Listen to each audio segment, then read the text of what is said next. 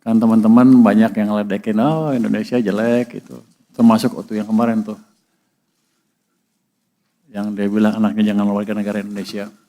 Mungkin 20 tahun lagi dia akan nyesel karena 20 tahun lagi kita akan bagus banget. Selain dinamika dari AS, ekonomi global juga dibayangi oleh tantangan perlambatan pertumbuhan di Tiongkok akibat lemahnya konsumsi domestik di negara tersebut. Namun di tengah latar belakang tersebut, ekonomi dunia menunjukkan resiliensi yang dimotori oleh negara berkembang. Indonesia menjadi negara dengan pertumbuhan tertinggi dan defisit yang paling rendah di tahun 2025.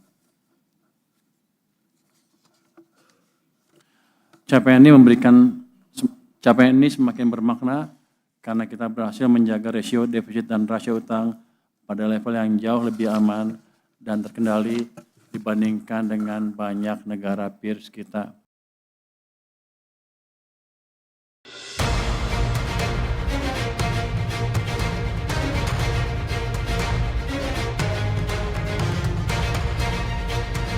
Kesepakatan dagang Amerika-Indonesia menyepakati sejumlah hal dalam dokumen Agreement on Reciprocal Trade tertuang sejumlah aturan baru. Termasuk yang menjadi pembahasan terkait pelonggaran sertifikasi halal untuk barang manufaktur pada pasal 2.9.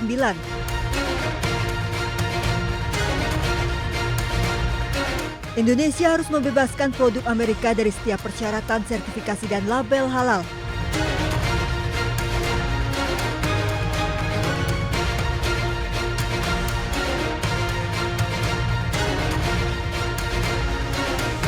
Indonesia harus membebaskan kontainer dan bahan lain yang digunakan untuk mengangkut produk manufaktur dari sertifikasi dan pelabelan halal.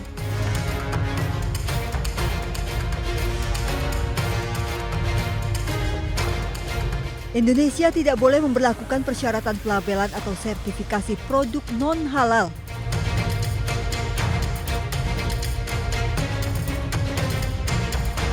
Indonesia juga harus mengizinkan lembaga sertifikasi halal Amerika yang diakui oleh otoritas halal Indonesia untuk mensertifikasi produk apapun yang akan diimpor ke Indonesia. Intinya itu kita kan termasuk yang mungkin paling lama ya berunding soal tarif itu perdagangan. Tapi baguslah hasilnya. Ya. Kemarin kami sudah lapor ke Pak Presiden. Dan beliau minta kita mempelajari seluruh resiko-resiko yang mungkin timbul dan Indonesia siap dengan berbagai senario. Karena senario keputusan Mahkamah Agungnya Amerika ini sudah dibahas dengan USTR sebelum kita tanda tangan. Ketua MUI bidang fatwa Asroruni Amsoli meminta masyarakat tidak membeli produk tidak halal dan mengingatkan kewajiban sertifikasi halal. Sementara Haikal Hasan, Kepala Badan Penyelenggara Jaminan Produk Halal membantah produk masuk Amerika tidak berlabel halal. Produk yang masuk dari Amerika tetap berlabel halal dari Otoritas Halal Amerika. Amerika langsung mengubah sistem penyembelihannya. Oke. Dia comply, dia ikut aturan. Yang tadinya, ada aturan sendiri lah gitu.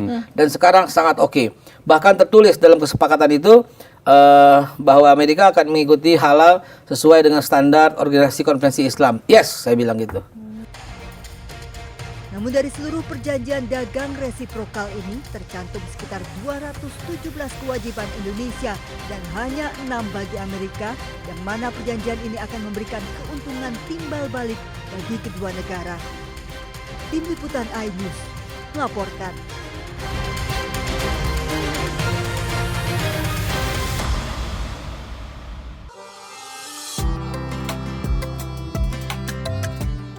Badan Amil Zakat Nasional resmi menetapkan nilai batas minimum zakat pendapatan dan jasa tahun 2026. Ketentuan ini tertuang dalam keputusan Ketua Basnas nomor 15 tahun 2026 tentang nilai nisab zakat pendapatan dan jasa tahun 2026.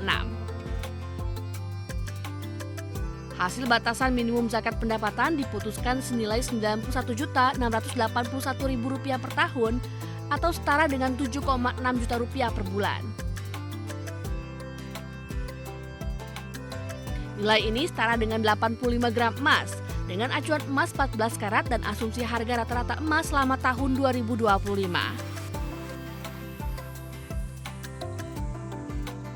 Sementara itu, nilai zakat pendapatan dan jasa tetap 2,5%.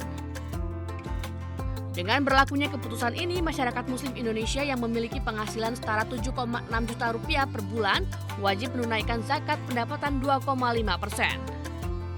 Tim Liputan iNews melaporkan.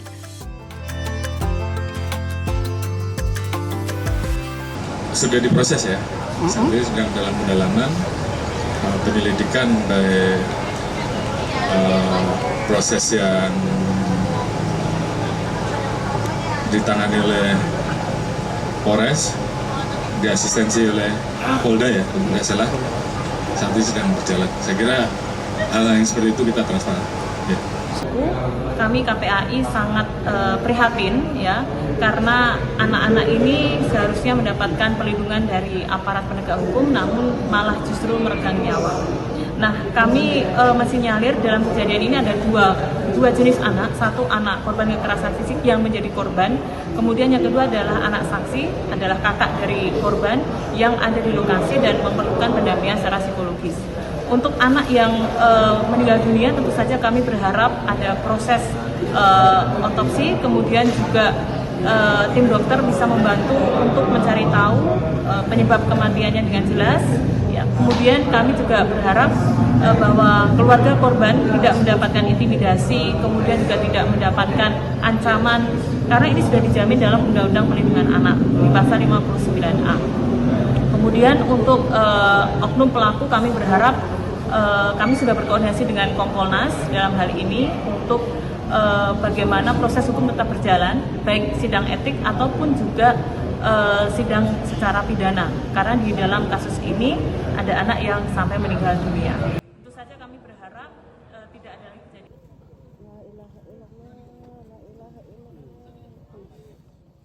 Anggota Brimob Polda Maluku, Bribda Masya Siahaya ditetapkan sebagai tersangka dalam kasus dugaan penganiayaan terhadap seorang siswa madrasah yang berujung maut di Kota Tual. Bribda Masya Siahaya dijerat pasal pidana dan kode etik Polri. Proses hukum terhadap oknum Brimob tersebut terus berjalan.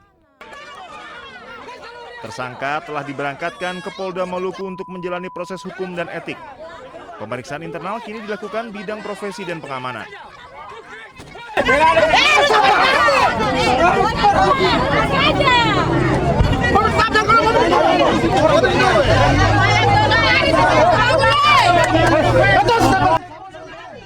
Penyidik dari Polres Tual masih mendalami kronologi penganiayaan siswa madrasah di Tual. Sejumlah barang bukti telah diamankan dan beberapa saksi sedang diperiksa. Kapolres Tual AKBP Wansi Des Asmoro memastikan kasus ini akan diusut tuntas. Sebelumnya terlapor, ya kita naikkan menjadi tersangka, penetapan tersangka. Nah, karena kalau melihat gelar, kita yakinkan bahwa terlapor ini sudah masuk dalam unsur tersebut, maka sehingga kita naikkan statusnya menjadi tersangka. Sebelumnya peristiwa penganiayaan terjadi pada Kamis pagi. Saat itu korban bersama kakaknya melintasi jalan menurun di sekitar RSUD Maren menggunakan motor masing-masing. Kondisi jalan yang menurun membuat laju kendaraan korban sulit dikendalikan.